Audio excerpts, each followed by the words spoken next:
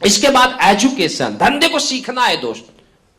हम सिखलाई पर हम बहुत ज्यादा फोकस करते हैं बार बार। आज एक डायमंड जाता है, प्लान देता है, रिजल्ट आ जाता है।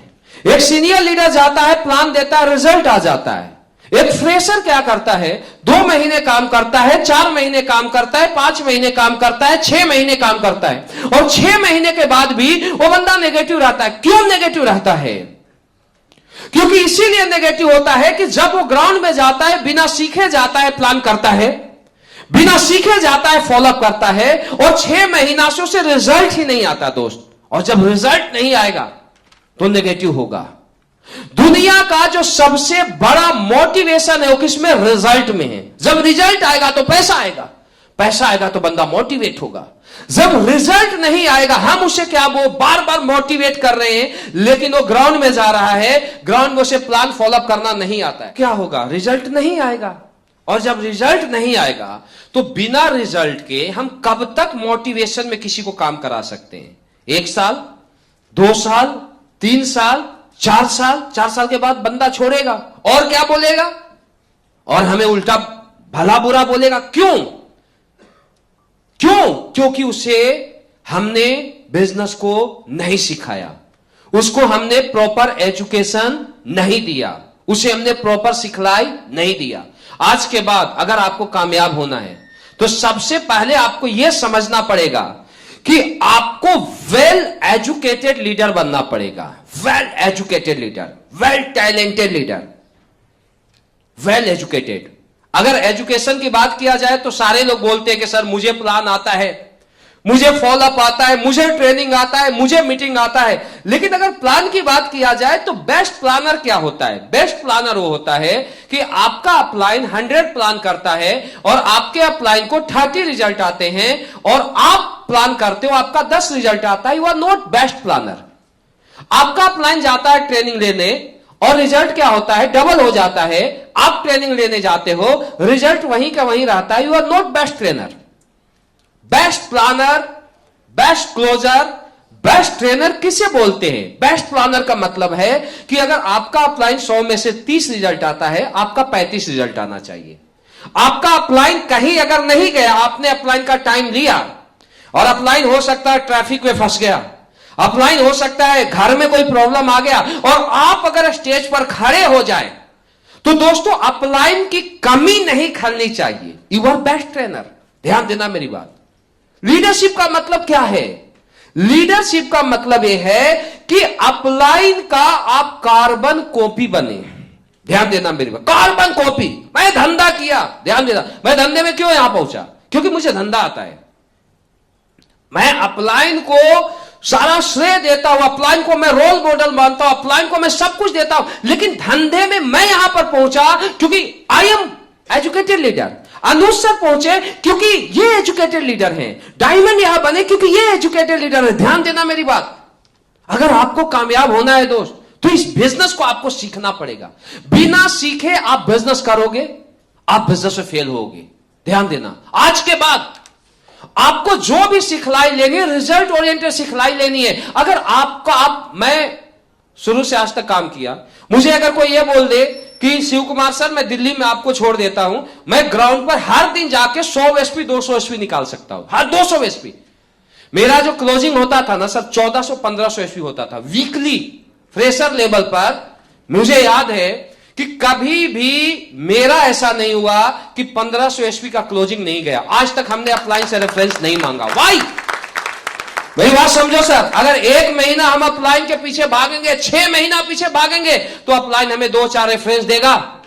लेकिन अगर हमें धंधा आता है, हम धंधा को खुद सीखेंगे, तो दोस्त 1 महीने में 50-60 ज्वानी निकाल लेंगे। मेरी बात समझ आ रही है?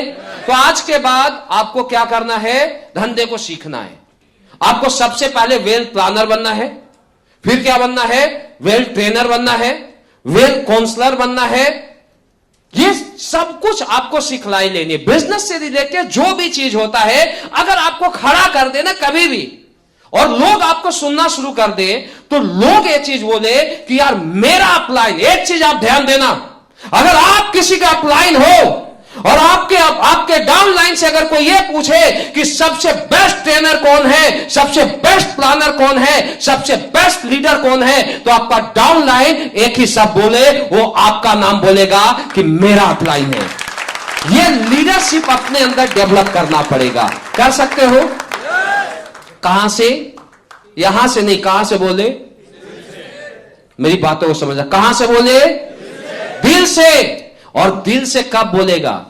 जब आप रियल अपने अंदर टैलेंट को डेवलप करोगे। Well educated leader, well talented leader. ध्यान देना, टैलेंटेड कौन होता है? जो जिम्मेवारी को लेता है। आज के बाद ये समझो बिजनेस तुम्हारा, इस बिजनेस में जीत के भी आप ही ताज पहनने वाले हो, और हारोगे तो लूजर भी आप ही बनोगे। सब कुछ आपके ऊपर डिपेंड ऑफ यू। दुनिया का सबसे बड़ा बिजनेस आपको मिल चुका है। दुनिया में आप अपना पताका फहरा सकते हो।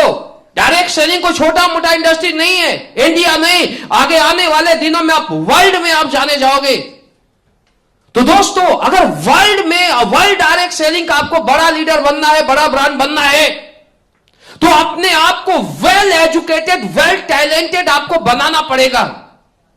आपको हर जिम्मेवारी को खुद लेना पड़ेगा, चाहे प्लान की जिम्मेवारी हो, चाहे फॉलोअप की जिम्मेवारी हो, चाहे ट्रेनिंग की जिम्मेवारी हो, चाहे मीटिंग की जिम्मेवारी हो, चाहे टारगेट ज्यादा से ज्यादा क्लोजिंग करने की जिम्मेवारी हो, सिस्टम को जिम्मेवारी है। ये हर जिम्मेवारी आपको खुद लेना पड़ेगा।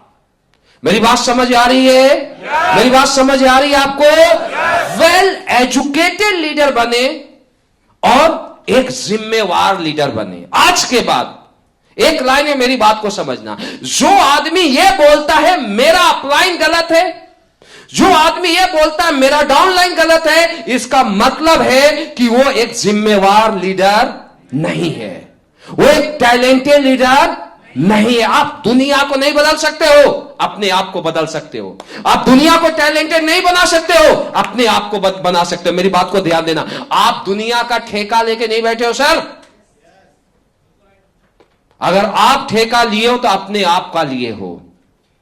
इस ग्रेटिट्यूड के साथ आपको काम को करना पड़ेगा, इस ग्रेट लीडरशिप के साथ आपको इस धंधे को करना पड़ेगा, क्योंकि ये 2014 नहीं है, 2015 नहीं है, 2022 है। और 2022 में आप तभी कामयाब होगे जब आप वेल एजुकेटेड लीडर बनोगे।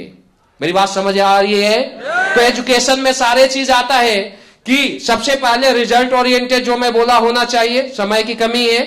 इसके बाद क्या है, आपको यहां पर बोला जा रहा है कि बेसिक वर्क पर भी आपको फोकस करना पड़ेगा, ज्यादा से ज्यादा ग्राउंड पर आपको ज्यादा से ज्यादा रहना है।